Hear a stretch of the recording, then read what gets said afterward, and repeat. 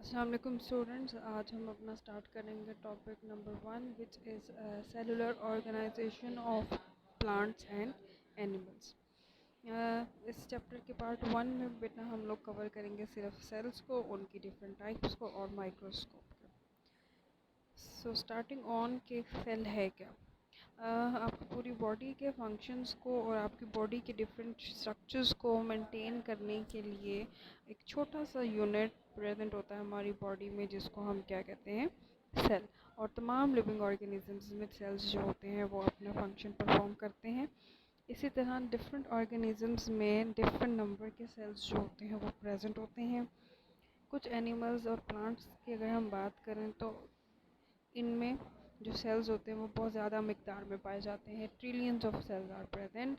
और कुछ ऑर्गेनिजम्स ऐसे होते हैं जो सिर्फ एक सेल पे मबनी होते हैं, और इसमें एग्जांपल हम लोग देखते हैं बैक्टीरिया की। इसके बाद बेटा बात आ जाती है डिस्कवरी की कि सेल को सबसे पहले किसने डिस्कवर किया। इसके लिए हमारे पास एक इंग्लिश साइंटिस्ट थे जिनका नाम था रॉबर्ट हुक, और 1665 में उन्होंने अपने माइक्रोस्कोप के नीचे एक वुडन पीस को ऑब्ज़र्व किया था जिसको कॉर्क कहते हैं।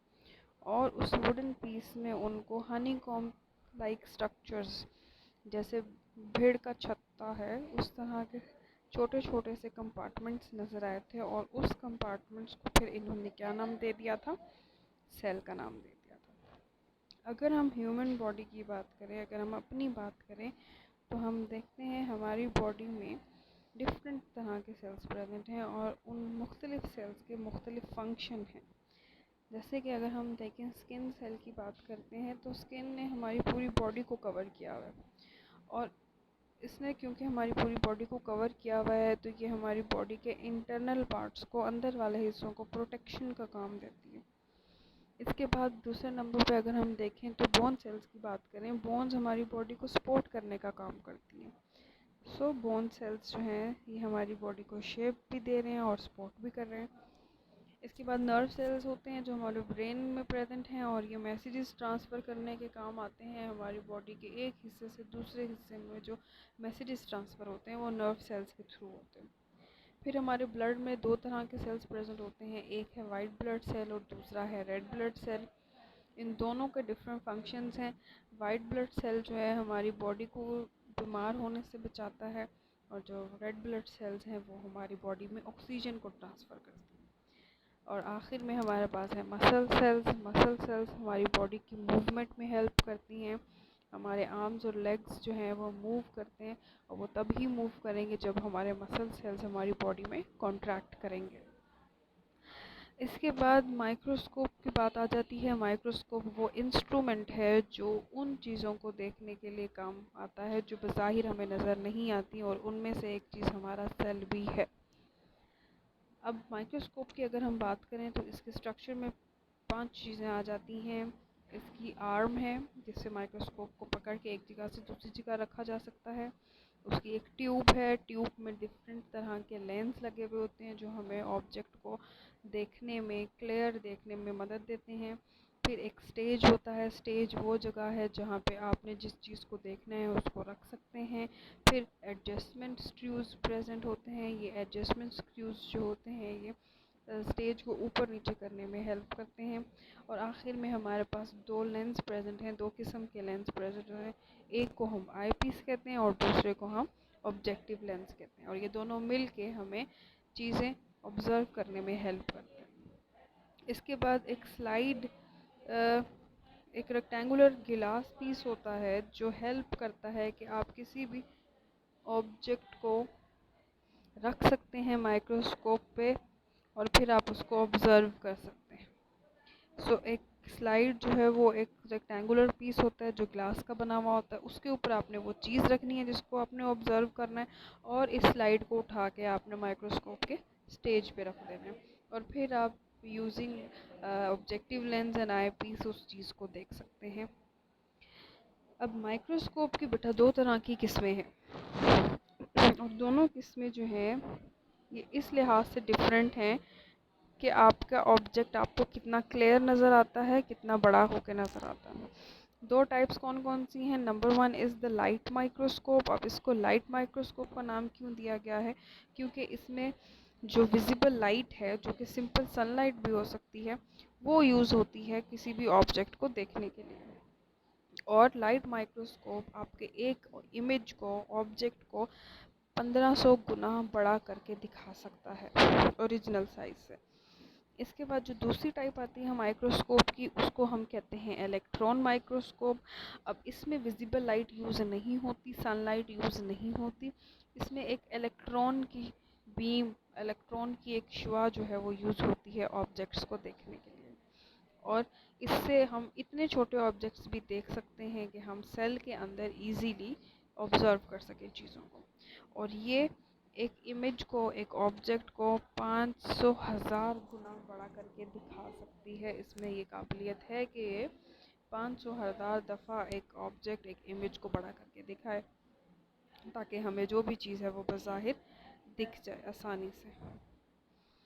ओके, नेक्स्ट है जी animal and plant cell. Animal and plant cell दोनों डिफरेंट हैं। आप इसको तस्वीर में भी बज़ाहिर देख सकते हैं। एनिमल सेल ये थोड़ा सा गोल है, इट इज़ सर्कुलर, लेकिन जो प्लांट सेल है इट इज़ ये थोड़ा चौकोर शक्ल में होता है। और इसके अलावा आपके बहुत सारे और डिफरेंसेस होते हैं जो प्लांट और सेल, एनिमल सेल में हम आगे पढ़ेंगे। अगर हम सेल स्ट्रक्चर की बात करते हैं तो सेल स्ट्रक्चर में 4 चीज़ें आती हैं जो सेल को मिलके बना रही होती हैं। उनमें सबसे पहले है जी सेल वॉल। सेल वॉल जो है उसकी सबसे पहली, सबसे आउटर जो वॉल होती है, जो मेम्ब्रेन होती है, जो लेयर होती है, उसको हम कह रहे होते हैं सेल वॉल। और जो केमिकल है जो इन्वॉल्व है इसको बनाने के लिए यूज़ होता है, उसका नाम है सेलुलोज। और क्योंकि ये आखिरी सेल वॉल सबसे पहली लेयर है, तो ये सेल को सपोर्ट भी करती है और उसको शेप करने में भी हेल्प करती है। इसके बाद जो इनर लेयर आती है उसको कहते हैं सेल मेम्ब्रेन। ये सेल वॉल के अंदर वाली साइड पर प्रेजेंट है अगर हम प्लांट सेल की बात करें तो। लेकिन अगर हम एनिमल सेल की बात करें तो एनिमल सेल की सबसे पहली मेम्ब्रेन जो होती है वो सेल मेम्ब्रेन होती है। और इसका क्या फंक्शन है? ये हेल्प करती है चीज़ों को अंदर बाहर आने में, सेल के अंदर बाहर आने में। इसके बाद हमारे पास तीसरा स्ट्रक्चर आ जाता है which is known as cytoplasm. Cytoplasm हम फ्लूइड को कहते हैं, लिक्विड को कहते हैं। तो सेल मेम्ब्रेन के अंदर एक जेली लाइक मटेरियल प्रेजेंट होता है जिसको हम कहते हैं साइटोप्लाज्म। इसके अंदर बहुत सी और चीज़ें प्रेजेंट हैं जो सेल को अपने लिए रिक्वायर्ड हैं। उसमें वाटर आ जाता है और बहुत सी केमिकल सब्सटेंसेस आ जाती हैं। इसके अलावा सेल के अंदर छोटे छोटे से स्ट्रक्चर्स प्रेजेंट होते हैं जिनको हम कहते हैं सेल ऑर्गेनेलीज। आखिर जो चीज़ है सेल के स्ट्रक्चर में वो है न्यूक्लियस। न्यूक्लियस का क्या फंक्शन है कि जी it is the most important part, क्योंकि सेल के जितने भी सारे फंक्शंस हैं वो कौन कंट्रोल करता है? न्यूक्लियस कंट्रोल करता है। और इसके अंदर बहुत सारे थ्रेड लाइक स्ट्रक्चर्स प्रेजेंट होते हैं जिनको हम क्रोमोसोम्स कहते हैं। और क्रोमोसोम्स एक ह्यूमन में, एक एनिमल में हेल्प करता है डेवलपमेंट में, ग्रोथ में। लास्ट हमारे पास जी ऑर्गेनेलीज हैं। सेल में बहुत सारी ऑर्गेनेलीज प्रेजेंट होती हैं, कुछ यहाँ पे मेंशन्ड हैं। Number 1 endoplasmic reticulum, number 2 mitochondria, number 3 chloroplast, number 4 vacuoles and number 5 centrioles. Endoplasmic reticulum जो है एक व्हीकल की तरह काम करता है। ये एक चीज़ को एक जगह से दूसरी जगह ट्रांसफ़र करने में हेल्प करता है और ये सेल के अंदर ही काम करता है। फिर हमारे पास माइटोकॉन्ड्रिया आ जाता है। माइटोकॉन्ड्रिया सेल को एनर्जी प्रोवाइड करता है ताकि सेल अपने सारे काम जो है वो तरतीब दे सके। इसके बाद क्लोरोप्लास्ट है। क्लोरोप्लास्ट जो होते हैं ये सिर्फ प्लांट सेल में प्रेजेंट होते हैं क्योंकि ये हेल्प करते हैं प्लांट को टू मेक देयर फूड, और वो हम बहुत डिटेल में पढ़ चुके हैं, फोटोसिंथेसिस के थ्रू हेल्प करता है। नेक्स्ट हमारे पास आ जाते हैं वैक्यूल। वैक्यूल जो है वो सेल की डस्टबिन को भी कहा जाता है, या कह सकते हैं कि सेल का स्टोरेज बैग जो है वो वैक्यूल होता है। सेल में जितना भी फूड है या जो भी वेस्ट मटेरियल है वो इजीली वैक्यूल जो है अपने अंदर स्टोर कर लेता है। प्लांट सेल में एक वैक्यूल प्रेजेंट होता है और बहुत बड़े साइज़ का होता है, लेकिन एनिमल सेल में बहुत सारे वैक्यूल्स आप देख सकते हैं और वो सब बहुत छोटे छोटे होते हैं साइज़। आखिर में हमारे पास है सेंट्रियोल्स। सेंट्रियोल्स जो होते हैं ये सिर्फ एनिमल सेल में प्रेजेंट होते हैं और these are present 2 in number, और ये हेल्प करते हैं सेल डिवीजन में। जब सेल डिवाइड होना होता है, जब नए सेल्स बनने होते हैं, तो सेंट्रियोल्स ये काम तरतीब देते हैं। आखिर में हमारे पास डिफरेंसेस हैं प्लांट और एनिमल सेल के। एक डिफरेंस तो है जो आपको देखने में भी नज़र आ रहा होगा कि जो एनिमल सेल है वो थोड़ा सा सर्कुलर है, लेकिन जो प्लांट सेल होता है वो सर्कुलर नहीं होता, वो स्क्वायर होता है। इसके अलावा प्लांट सेल में सेल वॉल प्रेजेंट है, लेकिन एनिमल में कोई सेल वॉल प्रेजेंट नहीं हो। सेकेंडली, सेल न्यूक्लियस जो है वो प्लांट सेल में सेंटर में नहीं प्रेजेंट, बल्कि वो थोड़ा साइड पे प्रेजेंट होता है, क्योंकि लार्ज वैक्यूल ने जगह घेरी हुई होती है। और एनिमल सेल में न्यूक्लियस जो है it is present in the centre.